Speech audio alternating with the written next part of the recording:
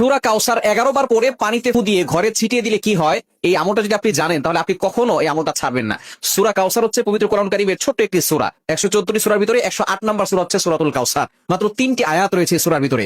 যদিও সূরাটি ছোট্ট, তবে এর ফজিলত অনেক বেশি।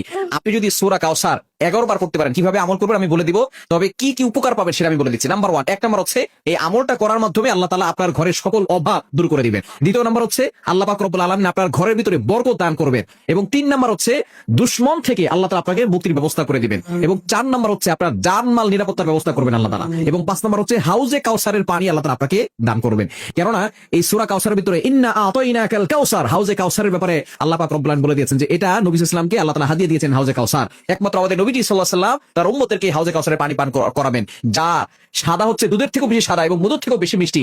একবার যে পান করবে 500 বছর ধরে তার কোনো পানির তৃষ্ণা লাগবে না। এটা আপনি কিভাবে আমল করবেন? এই আমলটা হচ্ছে আপনি প্রথমে ওযু করে আপনি 3 বার দুরূদ শরীফ পড়বেন। এরপরে হচ্ছে আপনি সূরা কাউসার 11 বার পড়বেন। শেষে আবার 3 বার দুরূদ শরীফ পড়বেন, পরে আপনি পানিতে ফু দিয়ে ওই পানিটা খাবেন। দেখবেন আল্লাহ পাক রব্বুল আলামিন আপনাকে সুস্থ করবেন এবং ঘরের চারকোনা ছিটিয়ে দিবেন। ওই ঘরের ভিতরে অভাব থাকবে না, ঘরের ভিতরে অভাব দূর হয়ে যাবে, বরকত চলে আসবে এবং দুশমন কোনো ক্ষতি করতে পারবে না। কারণ এই সূরাটা এমন সময় নাজিল হয়েছিল, নবীজি সাল্লাল্লাহু আলাইহি সাল্লামকে যখন কাফেররা গালি দিয়েছিল, যখন তার সন্তান দুনিয়া থেকে বিদায় নিয়েছিল, তখন বলেছিল মুহাম্মদ হচ্ছে নির্বংশ।